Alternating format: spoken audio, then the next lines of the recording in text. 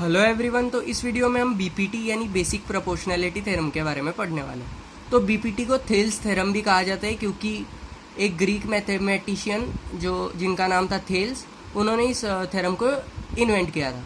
तो इसकी स्टेटमेंट क्या है तो देखिए, if a line is drawn parallel to one side of a triangle to intersect the other two sides in distinct points, other two sides are divided in the same ratio. देखिए एक second आप statement को समझिए, फिर figure के through मैं आपको समझाऊंगा। If a line is drawn parallel to the one side of a triangle, देखिए लाइन कहा गया, लाइन सेगमेंट नहीं कहा गया, ये बात याद रखिए। अगर एक लाइन को पास किया गया जो पैरेलल हो ट्रायंगल के एक साइड से और पास हो रही हो ट्रायंगल के दो रिमेनिंग साइड से, तो वो उन दोनों साइड्स को एक प्रपोर्शन में, एक रेशियो में डिवाइड करती है और वो रेशियो सेम होता है। तो कैसे, तो देखिए ये जो ट्रायंगल है, ट्रायंगल एबीसी, अगर इससे एक लाइन पास की गई, मतलब ये लाइन जो है, लाइन एल, ये बीसी से पैरेलल है और एबी और एसी से पास हो रही है, राइट। और देखिए ये जो लाइन है ये सबसे इम्पोर्टेंट है, क्यों? क्योंकि आर.एस. अग्रवाल या कुछ बुक्स में, शायद मैं गलत हो सकता हूँ, बट मैंने देखा है कि फिगर्स में लाइन सेगमेंट दिखा दी जाती है, ये जो एरोज होते हैं वो हटा दिए जाते हैं, सिर्फ लाइन सेगमेंट को दिखाया जाता है। तो ये रॉन्ग है, तो ये बात याद रखिए। तो क्या दिया गया है तो देखिए, एक ट्रायंगल है, उसमें से एक लाइन पास हो रही है, मतलब दो साइड से पास हो रही है, और वो जो लाइन है वो पैरेलल है एक साइड से, रिमेनिंग साइड से ट्रायंगल के। तो अगर ये पैरेलल भी और पास भी हो रही है तो ये इन साइड्स को एक रेशियो में डिवाइड करेगी। कैसे? तो A D by B D is equal to A E by E C, ये बात याद रखिए। तो देखते हैं अब हम इसका प्रूफ। तो देखिए गिवन क्या है, तो triangle A B C and L is parallel to B C and L intersects AB at D and AC at E. To prove है AD by BD is equal to AE by CE, और construction भी हम बाद में देखेंगे। तो देखिए पहले तो दिया क्या गया है, तो समझिए अभी ट्रायंगल ABC है, उसमें से एक लाइन है, लाइन L, वो पास हो रही है AB और AC से, और जो AB पर जब लाइन L इंटरसेक्ट कर रही है वो पॉइंट है D, और AC पर इंटरसेक्ट करने पे वो पॉइंट है E। एक बार फिर से रिवाइज कीजिए, triangle ABC, L is parallel to BC and D and E are the intersecting point on AB and AC of the triangle ABC। हमें प्रूफ क्या करना है, तो AD by BD is equal to AE by CE, ये बात याद रखिए। तो AD by BD is equal to AE by CE, ये हमें प्रूफ करना है। तो कंस्ट्रक्शन में क्या करना है, तो BE and CD को ज्वाइन कर देना है। देखिए BE और CD को, ये जो आपको डॉटेड लाइन दिख रही है, इसे आप देख सकते हो, ये है जॉइनिंग लाइन, मतलब ये जॉइन कर रही है CD को और BE को, ये बात याद रखिए। And draw EL perpendicular to AB and DM perpendicular to AC। देखिए EL परपेंडिकुलर टू AB और DM परपेंडिकुलर टू AC, ये बात याद रखिए।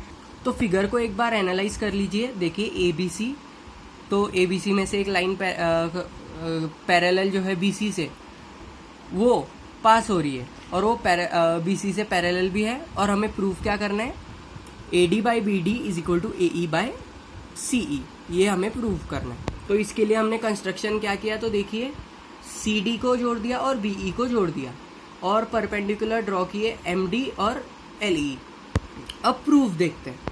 टू प्रूफ क्या है, AD by BD is equal to AE by CE, और हमें अभी प्रूफ देखना है कि कैसे हम इसे प्रूफ करेंगे। तो प्रूफ में पहली स्टेटमेंट देखिए, area of triangle BDE is equal to area of triangle CDE। अब आप बोलोगे कि ऐसा क्यों, तो सिंपल देखिए, यहाँ पे रीजन भी दिया है, triangles with same base and between the same parallel lines have same area. तो देखिए यहाँ पे ट्रायंगल BDE जो है, इसका एरिया, और ट्रायंगल CDE इसका एरिया, ये इक्वल है। ऐसा क्यों, तो देखिए ये तो देखिए लाइन L, मतलब line segment D is parallel to BC, ये तो देखा हमने, ये गिवन है। तो और इन दोनों का बेस जो है इन ट्रायंगल्स का कॉमन है, क्या, तो DE। और ऐसा रूल है कि जिन ट्रायंगल्स का बेस कॉमन हो और वो एक पैरेलल लाइन के बीच, दो पैरेलल लाइंस के बीच एग्जिस्ट करते हो, तो उनका एरिया इक्वल होता है। और एरिया का फॉर्मूला क्या होता है, half into base into height. तो सबसे इंपॉर्टेंट था कि पहले आपको क्या लिखना है प्रूफ में, the area of triangle BDE is equal to area of triangle CDE। और ट्रायंगल के नाम सुन के ही आप समझ गए होंगे कि कॉमन बेस कौन सा है, क्योंकि BDE और CDE मतलब DE इनका कॉमन बेस है, ये बात याद रखिए। उसके बाद एक चीज़ देखिए, now we have area of triangle ADE upon area of triangle BDE। तो इसे हम डीप में देखेंगे। तो देखिए ट्रायंगल ADE, ये जो ट्रायंगल आपको दिख रहा है, तो इसके दो एरियाज बन सकते हैं। तो हमें कोई भी एक एरिया को यूज़ करना है। जैसे कि ADE का एक एरिया बन रहा है half into base into height से, half into AD into EL, क्योंकि हाफ इंटू बेस ये आप ले सकते हो और ये हाइट ले सकते हो। और एक फॉर्मूला बन रहा है half into base into height से, half into AE into MD, क्योंकि जो परपेंडिकुलर है वो हाइट होती है एक ट्रायंगल की, और जिस परपेंडिकुलर पे मतलब जहाँ पे परपेंडिकुलर लाई कर रहा है वो होता है उसका बेस। तो दोनों में से आप कोई भी एरिया के फॉर्मूला को फर्स्ट केस के लिए यूज़ कर सकते हो। फॉर्मूला मीन्स वैल्यूज़, कि आपको पहले AD और EL लेना है या AE और MD लेना है, यह आपकी चॉइस है। और फिर दिया गया है एरिया ऑफ ट्रायंगल BDE। तो ट्रायंगल BDE को देखिए, BDE half into base into height क्या यहाँ पे अप्लाई होगा, और करना होगा तो कैसे करोगे, तो ये बात समझिए। BDE में आपको बेस और हाइट दोनों समझनी पड़ेगी। तो इसकी हाइट होगी EL, ऐसा क्यों, तो इसको रीज़न से समझिए। तो देखिए ये है ट्रायंगल BDE कि यहाँ पे मैंने बनाया ट्रायंगल BDE और यहाँ पे EL। तो देखिए अगर आप इसको रोटेट करोगे तब आपको समझने में आसानी होगी कि इसकी हाइट को EL ही क्यों माना गया है। तो पहली चीज़, ये जो ट्रायंगल है BDE, ये एक ऑब्ट्यूस एंगल ट्रायंगल है, क्योंकि इसका जो D एंगल है वो 90 डिग्री से बड़ा है और 180 डिग्री से छोटा भी है। ऐसा मैं कैसे कह सकता हूँ, तो आप सिंपली ऑब्जर्वेशन से देख सकते हो। अगर ऐसी स्ट्रेट लाइन यहाँ पे बन रही होती परपेंडिकुलर, तो हम कह सकते हैं कि ये राइट एंगल्ड होता। अगर छोटा बन रहा होता तो हम कह सकते थे एक्यूट एंगल्ड होता, बट यहाँ पे ज़्यादा बड़ा बन रहा है इसलिए ऑब्ट्यूस एंगल ट्रायंगल है। तो हमने अगर BDE को ऐसा रोटेट कर दिया, मतलब ऐसा अगर घुमाया, तो ऐसी फिगर बनेगी। देखिए अगर B को मतलब ऐसा, अगर ये पेंसिल है तो इसको ऐसा घुमाया तो जैसे चेंज हो गया, उसी तरह अगर BDE को घुमाया गया तो ये ऐसी फिगर बनेगी। तो इसकी हाइट सिंपली हम कैसे फाइंड करेंगे, तो देखिए हम एक स्ट्रेट लाइन बनाएंगे। देखिए ये स्ट्रेट तो नहीं दिख रही, बट एडजस्ट कर लीजिए। तो देखिए ये जो हमने स्ट्रेट लाइन बनाई, ये इसकी हाइट रहेगी, क्योंकि हाइट 90 डिग्री से बनती है। मतलब किसी भी ट्रायंगल का परपेंडिकुलर 90 डिग्री का होता है, मतलब 90 डिग्री को ही परपेंडिकुलर कहते हैं। और यही क्या है, तो यही L है, ये बात याद रखिए। इसी कारण EL में ट्रायंगल BDE में EL को हाइट लिया जाता है। So area of triangle BDE is equal to half into BD into EL। क्यों, तो देखिए BDE को देखिए, BDE में अगर आप देखोगे तो बेस क्या आएगा, BD आएगा ऑफ कोर्स, क्योंकि अगर इसी को हम एक्सटेंड करेंगे तभी इसकी हाइट EL आएगी ना। तो क्योंकि EL BD पे ही लाई कर रहा है, बस हमें इसे एक्सटेंड करना पड़ रहा है। और हाइट क्या है, तो EL है, जैसे कि हमने देखा। क्यों, तो अगर इसको हम रोटेट करेंगे और इसकी हाइट गिनने जाएंगे तो EL बनेगी। तो half into AD by DB into EL by EL। तो देखिए हाफ हाफ कट हो जाएगा, AD DB तो कट नहीं हो सकता, बट EL कट हो जाएगा। तो हमारी ये एक हम कह सकते हैं कि हमें ये एक सॉल्यूशन मिला, इसको हमने मार्क किया 2। उसके बाद area of triangle ADE upon area of triangle CDE।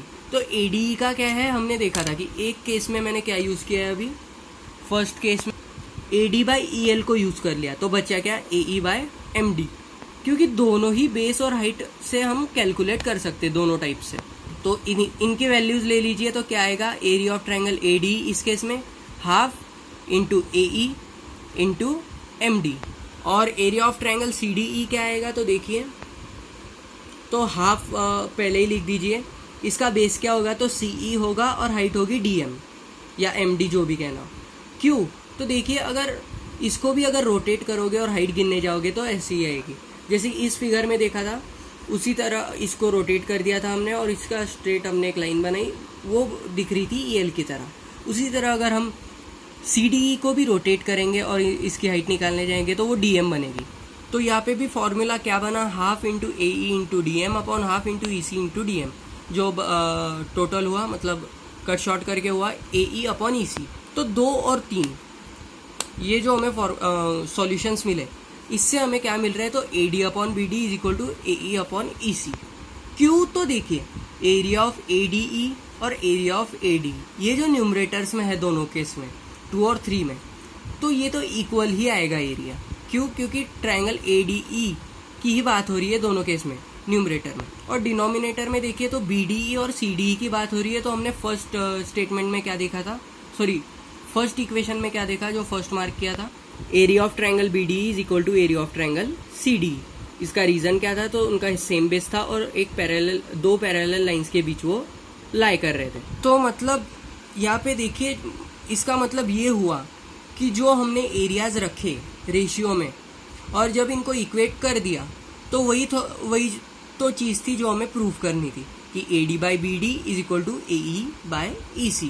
देखिए अब आप बोलोगे कि ऐसी वैल्यू अगर प्रूफ में लानी थी तो अगर हमने एरिया ऑफ AD अगर यहाँ पे ये वाला फॉर्मूला रख दिया होता और इस केस में ये वाला, तो गलत होता। बट नहीं, क्योंकि जब भी आप इसको इक्वल करोगे AD by BD is equal to AE by EC, तो इनको रेसिप्रोकल कर दीजिए पहले तो, और फिर जो यहाँ पे समझिए AE रहता तो उसको यहाँ पे शिफ्ट कर दीजिए और यहाँ पे AD रहता हो आप इसको यहाँ पे शिफ्ट कर दीजिए, तो इजीली आपका आंसर आ जाता। सो ज़्यादा चिंता लेने की ज़रूरत नहीं है। तो therefore AD by BD is equal to AE by EC, hence proved. इसका मतलब ऐसे हुआ, अगर AD की मेजरमेंट आ रही है 2 सेंटीमीटर, BD की मेजरमेंट आ रही है 6 सेंटीमीटर, जिसका मतलब हुआ इनका रेशियो है 1/3, तो उसी तरह AE बाई EC का भी रेशियो 1/3 ही आएगा।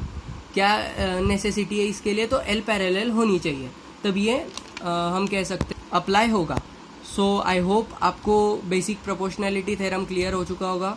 Keep watching, keep liking, keep subscribing और शेयर कीजिए अपने फ्रेंड्स के साथ। Thank you.